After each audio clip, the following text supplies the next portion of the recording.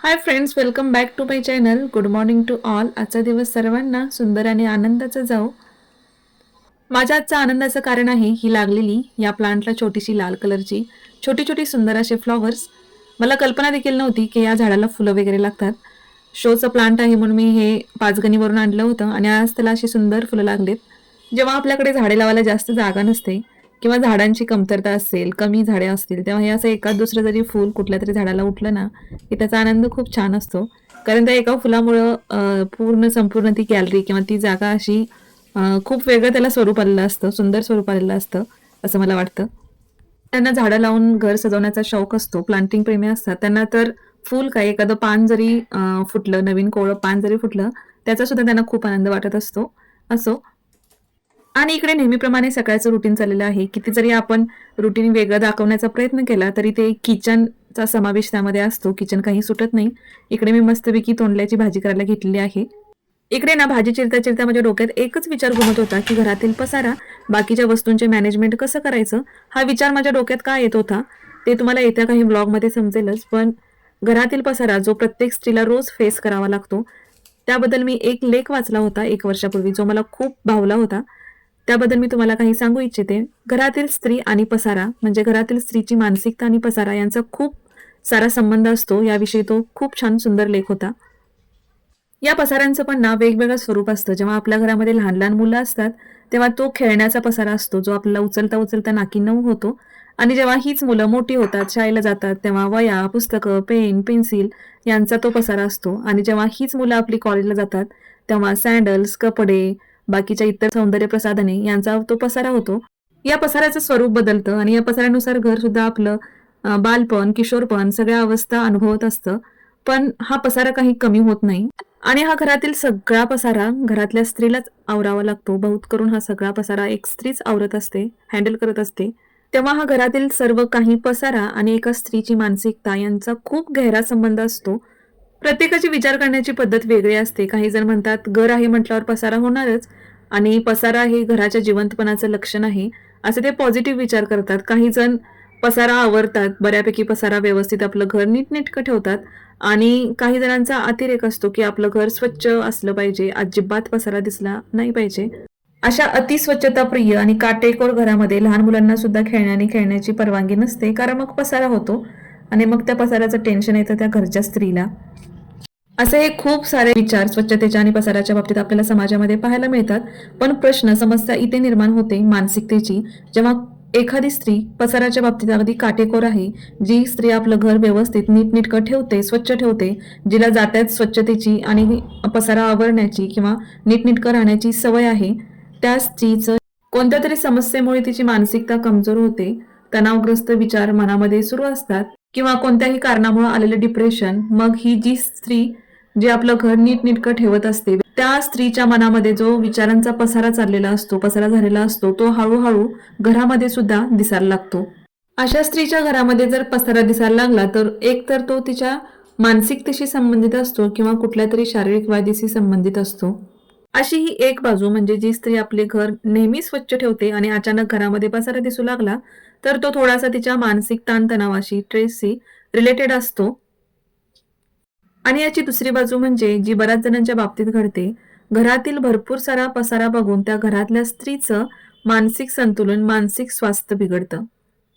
ज्या ठिकाणी घर मोठं आहे तिथे आपण तो पसारा लावून तरी घेऊ शकतो किमान. पण ज्या ठिकाणी घर छोटं आणि भरपूर पसारा असा झालेला आहे, मग तो रोज पसारा आवरण्यामध्ये आणि तो नीट लावून ठेवण्यामध्ये त्या घरातल्या स्त्रीची चिडचिडेपणा, रागाराग वाढतो आणि यातूनच मग कुठलेतरी एखाद्या आजारपण किंवा मानसिकता थोडीशी स्थिर राहत नाही. कारण पसारा करायला वेळ लागत नाही, पण पसारा आवरून ठेवायला खूप वेळ लागतो, खूप वेळ द्यावा लागतो. आणि प्रत्येक घरामध्ये रोजचा काही ना काहीतरी पसारा असतोच आणि तो स्त्रीनेच पूर्ण पसारा व्यवस्थित लावून ठेवावा हे खूप ठिकाणी असतं. तर ते तसं न करता पसारा करायला तर सगळेजण असतात, पण तो पसारा आवरण्यासाठी सुद्धा घरच्यांनी जरूर मदत केली पाहिजे. कारण ही पसारा छोटीशी आपल्याला क्षुल्लक गोष्ट वाटते दैनंदिन जीवनातली, पण या पसाऱ्यामुळे सुद्धा स्त्रीच्या मानसिकतेवर खूप सारा मोठा परिणाम होतो. आणि स्त्रियांनी सुद्धा घरची स्वच्छता, पसारा या बाबतीत खूप सारा काटेकोरपणा न बाळगता तो दैनंदिन जीवनातला अविभाज्य घटक आहे, असे मानून जर त्या पसाराकडे आपण थोडंसं पॉझिटिव्ह नजरेने बघितलं पाहिजे. घरामध्ये ज्या वस्तू आहेत, साहित्य आहे, त्यांचं योग्य मॅनेजमेंट करा. अनावश्यक असलेल्या वस्तूंची खरेदी करू नका. आणि ज्या घरामध्ये अनावश्यक वस्तू आहेत त्यांचा संचय सुद्धा अजिबात करून ठेवू नका. पसारा आवरण्यामध्ये घरच्यांची मदत घ्या. घरामध्ये लहान मुलं असतील तर त्यांच्याकडून सुद्धा छोटी छोटी हेल्प घ्या. पसारा होणार नाही अशा चांगल्या सवयी लावा, म्हणजे जेणेकरून घरामध्ये जास्त काही पसाराही होणार नाही, त्या पसाऱ्याचं टेन्शन सुद्धा येणार नाही आणि आपलं स्वास्थ्य सुद्धा चांगलं राहील. एकंदरीत दोन बाजू दाखवणाऱ्या अशा आशयाचा तो एक सुंदर लेख होता, घरातील पसारा आणि घरातील स्त्रीची मानसिकता, जो मी तुमच्याशी हे सगळं घरातील रुटीन दाखवत दाखवत पसारा आवरत मी तुमच्याशी शेअर केला. तुमचीही याविषयी काही मतं असतील तर मला जाणून घ्यायला नक्की आवडतील. तुम्ही कॉमेंट थ्रू शेअर करू शकता. ही जी तुम्हाला प्रसादाची पॅकेज दिसत आहेत, तो प्रसाद आहे उज्जैन येथील महाकालचा, जी आई वडिलांनी आणली होती. गावी पण वाटता येईल म्हणून असे भरपूर सारे पॅकेट्स आणले होते. कारण आई वडील हे काय डायरेक्ट कोल्हापूरवरून सातारा म्हणजे माझ्याकडे आले नव्हते, तर ते जूनच्या पहिल्या आठवड्यामध्ये गेले होते भावाकडे. आणि भाऊ, वहिनी, आई वडील हे सर्वजण त्यांनी धार्मिक स्थळ उज्जैनला भेट दिली आणि तिथून हा प्रसाद आणला होता आणि बऱ्याच काही खाऊच्या वस्तू भावाने वहिनीने पाठवल्या होत्या. आणि हे असे कोणत्याही धार्मिक स्थळावरून आणलेले असे प्रसादाचे लाडू का काय माहित खूपच छान आणि टेस्टी लागतात. हे गावावरून आणलेले नारळ, हे नारळ तुमच्याकडे जर जास्त असतील तर हे असे उभे करून ठेवायचे, म्हणजे यातील पाणी आटलं जात नाही लवकर उभे ठेवले तर. आणि जर आपण आडवे वगैरे ठेवले तर लगेच ते पाणी पण आटतं आणि नारळ खराब होतात. त्याच्यामुळं हे असे उभे ठेवायचे. भरपूर होते नारळ माझ्याकडं, आता हे 4 राहिलेले आहेत. त्याच्यामुळं म्हटलं ह्या कॅरेटमध्ये ठेवूया, या बास्केटमध्ये. हे जे नारळाचे जे डोळे असतात त्याला पाणी लागायचं नाही, म्हणजे जे नारळाच्या आतलं जे पाणी असतं ना ते नारळाच्या डोळ्याला इथं लागायचं नाही, म्हणून हे असे उभे ठेवायचे, जेणेकरून पाणी असं नारळाच्या खालोखाल राहील, ते पाणी ह्या डोळ्यांना लागणार नाही. त्याच्यामुळे नारळ चांगले राहतात, खूप काळासाठी ओले राहतात. नाहीतर मग उलटे सुलटे कसे पण ठेवले तर मग ते पाणी आटून खराब होतात नारळ. तेव्हा हे तुमच्याकडे जर जास्त नारळ असतील ना तर हे असे उभे ठेवा, त्याला काही तुम्ही असे आडवे तिडवे ठेवू नका. इकडे आज रात्रीच्या जेवणामध्ये संध्याकाळी मी जी ताजी ताजी वांगी आणली होती बाजारातून, त्या वांग्याची भजी मी करणार होते. आणि मी तुम्हाला इथे एक छोटीशी पण महत्त्वाची नेहमीप्रमाणे कुकिंग टिप्स देते.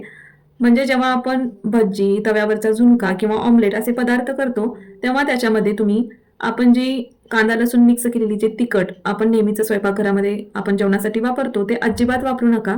तर तुम्ही जे आपली तिखट पावडर असते विदाऊट मसाल्यांची, विदाऊट कांदा लसूण मसाल्याची, किंवा फक्त आपल्याकडं वाळका मसाला मिक्स केलेली जी तिखट पावडर असते ते तुम्ही यूज करा.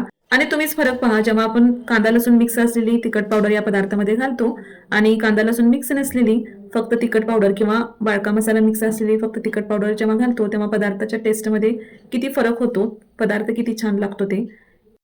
इथे आज जवळजवळ 1 वर्षानंतर अशी ही वांग्याची भजी आणि गरम गरम भाकरी खाण्यामध्ये आली आणि खरंच खूप छान झाली होती. चला तर मग फ्रेंड्स, आजच्या या छोट्याशा कुकिंग टिप्स सोबत आपण आपला व्हिडिओ इथेच थांबूया. आजचा व्हिडिओ तुम्हाला कसा वाटला हे कॉमेंट करून नक्की शेअर करा आणि आपल्या चॅनलवरती जर कोणी नवीन असाल तर आपल्या चॅनलला सबस्क्राईब करायला विसरू नका. थँक्यू.